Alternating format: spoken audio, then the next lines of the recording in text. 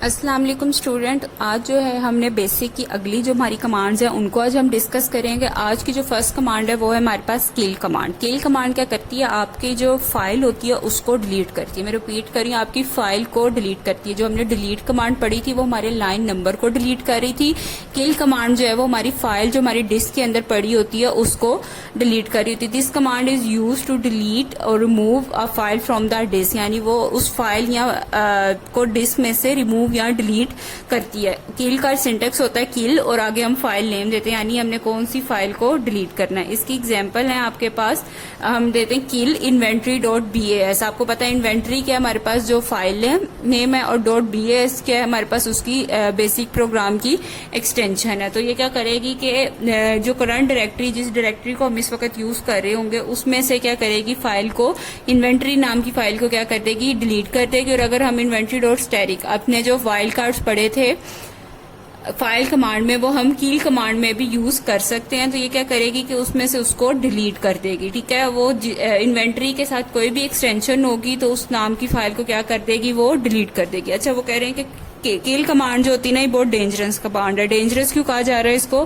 कि ये जो कमांड है ना आपके फाइल को डिलीट कर सकती है एक्सीडेंटली भी। ठीक है, क्यों, आप फॉर एग्जांपल आपके पास दो फाइल थी, एक का नाम था एबीसी और एक का नाम था एबीसीडी। आपने एबीसीडी वाली जो फाइल थी उसको डिलीट करना था, लेकिन आप गलती से एबीसी लिख के ही एंटर की प्रेस कर देते हो। इसमें विंडोज की तरह जो है हमें वो वार्निंग मैसेज शो नहीं होता कि are you sure to want to delete this file or text और जो भी होता है वो शो नहीं होता। ये डायरेक्ट आप किल के आगे ही नाम लिखोगे, डायरेक्टरी का पाथ दोगे, फाइल नेम दोगे, एंटर करोगे तो उसी वक्त इसको डिलीट कर देता है। इस वजह से इसको जो है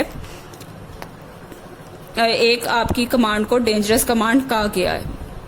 इसके बाद ये आपके पास आ रही है लिस्ट कमांड। लिस्ट कमांड क्या करती है कि जो आपने प्रोग्राम लिखा हुआ है, फॉर एग्जांपल आपने 200 लाइंस का एक प्रोग्राम लिखा है, तो ये आपको उस लाइन में से वो पूरा प्रोग्राम या पार्शली का मतलब होता है कुछ हिस्सा उस प्रोग्राम का शो करा देती है। वो आपने सिंटेक्स के थ्रू बताना होता है कि फॉर एग्जाम्पल आप चाहते थे कि लाइन नंबर 50 से लेके 120 तक जो है ना मुझे ये वाली लाइन्स शो करा दो। पूरे प्रोग्राम आप नहीं देखना चाहते, आपने सिर्फ कुछ स्पेसिफिक पार्ट देखना था। तो ये काम करती है कि जो आपका प्रोग्राम लोड हुआ होता है अब उसको क्या कर देती, पूरे को या थोड़े से को आपके पास शो करा देती है। तो यही है हमारी लिस्ट कमांड का काम, कि this command is use to display a loaded program partially or completely on the screen. तो ये क्या करेगी कि पूरे को या आधे को स्क्रीन पे आपके पास शो करा देगी। ठीक है, इसका सिंटेक्स होता है list line number minus line number या फाइल नेम। फाइल नेम जो होता है वो जरूरी नहीं होता, आपने लाइन नंबर बताना होता है कहाँ से लेके कहाँ तक। और अगर फाइल नेम और माइनस या भी आप एग्जांपल में पढ़ते हो कि जहां से लाइन नंबर दोगे उसके बाद जो माइनस होगा वो वहां तक आपको एंड तक जो है ना सारा नाम दिखाएगा। फाइल नेम देना जरूरी नहीं है इसमें, अगर आप वो फिर भी आपको वो करंट प्रोग्राम में जो भी होगा उसको लोडेड प्रोग्राम को वो आपको लिस्ट शो करा देगा। ठीक है, इसके बाद इसकी एग्जांपल है वो देखते हैं। एग्जांपल कहती है कि ये अगर आप खाली लिस्ट लिखते हैं, आगे लाइन नंबर कुछ भी स्पेसिफाई नहीं कर रहे, तो वो क्या करेगा कि सारी का सारा प्रोग्राम आपको शो करा देगा। अगर आप लिखते हैं -20 तो वो क्या करेगा, स्टार्टिंग से लेकर 20 यानी जितनी भी लाइन्स 20 तक आपने लिखी होंगी वो शो करा देगा। अगर आप लिखते हैं 10 to 20 तो 10 से 20 तक की लाइंस को शो करा देगा। अगर 20 माइनस लिखते हैं 20 से लेके एंड तक जितनी भी लाइंस होंगी ना आपकी, उनको क्या करेगा, आपके स्क्रीन पे शो करा देगा। इसके बाद ये आ रहा है आपके पास नेक्स्ट कमांड आ रही है आपके पास लोड कमांड। जब हमने ये राइटिंग प्रोग्राम इन GW बेसिक का टॉपिक पढ़ा था तो हमने उसमें ये डिटेल से डिस्कस कर लिया था कि प्रोग्राम को लोड कब करते हैं। हमने तो देखा था कि जब हम सेव करा देते हैं अपनी हार्ड डिस्क में, तो हार्ड डिस्क से रैम में लाने के लिए यानी मेन मेमोरी में लाने के लिए हम क्या करते हैं, प्रोग्राम को जो है वो लोड करते हैं। This command load a file from disk to memory, यानी हार्ड डिस्क से आपकी किस में ले आई है, वो मेमोरी में ले आता है, रैम में आपके पास ले आता है। ये उस लेक्चर में हमने डिटेल में डिस्कस इसको कर लिया था। इसका सिंटेक्स क्या होता है, लोड फाइल नेम, और हम वही फाइल नेम जो हमने सेव में दी होती है सेम हम वही देते हैं इसमें लोड करवाते हुए भी सेम वही फाइल नेम और पाथ दे रहे होते हैं। आर इसमें एक जो है ये बहुत इंपॉर्टेंट चीज है और एक ऑप्शनल चीज है। आर का क्या मतलब होता है कि आर जब भी आप आर लगाएंगे ना फाइल नेम के बाद, तो वो लोड के साथ साथ आपके प्रोग्राम को एग्जीक्यूट भी कर देगा। एग्जीक्यूट भी हम पीछे पढ़ रहे हैं कि एग्जीक्यूट क्या होता है कि आपके प्रोग्राम को रन कर देगा। हम क्या करते थे, लोड के बाद हम रन की कमांड लगाते थे, लेकिन इसमें क्या होगा कि अगर आप लोड कमांड के साथ उसका पूरा पाथ देते हैं, फाइल नेम डायरेक्टरी बताते हैं कि इसमें आपने सेव करनी है ड्राइव में, और उसके बाद आप कोमा आर लिख देते हैं, तो आर से क्या होगा कि आपका प्रोग्राम लोड भी हो जाएगा और साथ ही रन भी हो जाएगा। ठीक है, तो ये चीज थी आर की। आपने याद रखना है कि आर किस लिए यूज होता है, यही उन्होंने लिखा हुआ है। The R option is use with load command, the program run after it is loaded. जैसे ही लोड होगा फौरन साथ ही आपके पास क्या हो जाएगा, रन भी हो जाएगा। लोड कमांड का वही सिंटेक्स है, आपने ड्राइव दी और आ गया उसका नाम लिख दिया, और अगर आप आर लिख देते हैं तो वो क्या करेगा कि रन के साथ साथ उसको एग्जीक्यूट भी कर देगा। इसके बाद जो है हमारे पास आ रही है mkdir। ये कमांड भी आप पीछे प्रीवियस लेक्चर में जो है आप पढ़कर आए हुए हैं। ये कमांड क्या करती है आपके पास के डायरेक्टरी को मेक करती है। मेक डायरेक्टरी इसकी फुल फॉर्म होती है। mkdir की क्या होती है, मेक डायरेक्टरी। तो ये क्या करती है आपकी यहाँ सब डायरेक्टरी, डायरेक्टरी हमारे पास क्या होती है, फोल्डर्स होते हैं हमारे। तो ये कमांड जो है फोल्डर क्रिएट करने के लिए यूज होती है।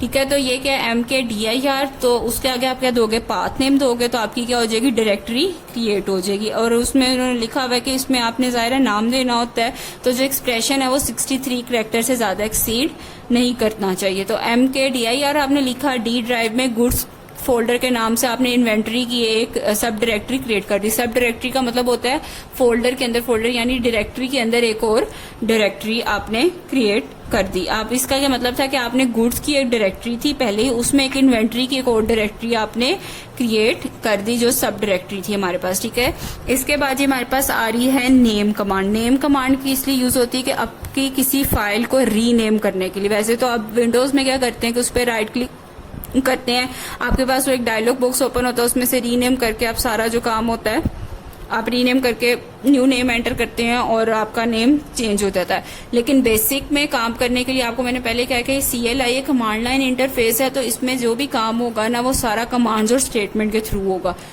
तो रीनेम नेम करने के लिए नेम कमांड क्या करती है, आपकी फाइल को रीनेम करती है। इसमें आप क्या करते हैं, डेफिनेशन उसकी यही है, this command is use to rename a file. Name लिखते हैं, फिर ओल्ड फाइल नेम लिखते हैं, फिर एज न्यू फाइल नेम। ठीक है, सबसे पहले आप बताते हैं कि ओल्ड फाइल नेम क्या थी आपकी, आप ओल्ड नाम बताते हैं, एज ये कीवर्ड है, और इसको न्यू फाइल नेम और न्यू नाम लिख देते हैं, तो आपका जो न्यू नेम है उससे डायरेक्टरी सेव हो जाती है। इसकी एग्जांपल है कि remarks.doc की फाइल थी आपके पास, उसको आपने एज rmks के नाम से सेव करा दी। बेटा यहाँ पे एक बात आपने याद रखनी है कि जिस फाइल को आपने रीनेम करना है आप उसकी नेम तो चेंज कर सकते हैं, एक्सटेंशन चेंज नहीं कर सकते। ठीक है, आज की जो लास्ट फाइल है वो है हमारे पास रीनम फाइल। रीनम फाइल क्या करती है कि हमारे जो प्रोग्राम के लाइन नंबर होते हैं उनको रीनेम करने के लिए यूज होती है। री नंबर करती है हमारी प्रोग्राम लाइंस को, यानी हमने अगर अपनी प्रोग्राम लाइंस को री नंबर करना है तो हम कौन सी फाइल को कौन सी कमांड को यूज करेंगे, रीनम की। This command is use to renumber the program lines. Renum का स्टेटमेंट वो लगाते हैं हम सिंटेक्स। उसके बाद न्यू लाइन नंबर, यानी हमने किस लाइन नंबर से स्टार्ट करना, क्यों कौन सा न्यू लाइन नंबर है, ओल्ड लाइन नंबर, यानी कौन सी लाइन के बाद से हमने न्यू लाइन नंबर एंटर करने शुरू करने हैं। और उसके बाद ही हम लगाते हैं इंक्रीमेंट क्या, इसके बाद हमने इंक्रीमेंट कितने लाइन्स का देना है। ठीक है, अब इसकी एग्जाम्पल देखें।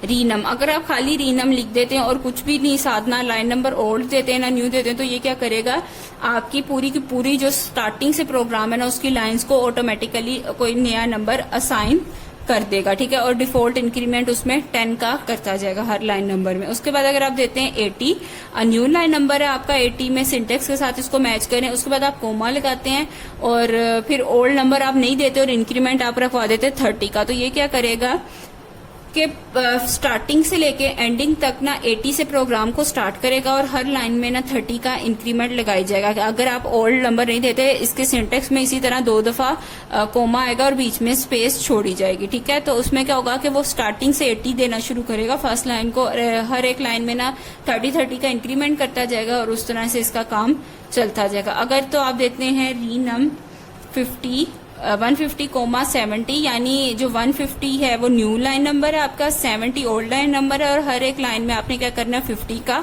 इंक्रीमेंट करना है। तो वो क्या करेगा कि 70 लाइन के 150 से करेगा, और उसके बाद हर एक उसके बाद से जो भी लाइन होगी उसमें 50-50 का इंक्रीमेंट की जाएगा। यहाँ तक थी बेटा आपकी आज की बेसिक कमांड्स। आई होप, उम्मीद है कि आपको ये समझ आ गई होंगी। अगर आपको कोई कंफ्यूजन है तो आप मेरे से पूछ सकते हैं और डिस्कस कर सकते हैं। ठीक है जी, अल्लाह हाफिज।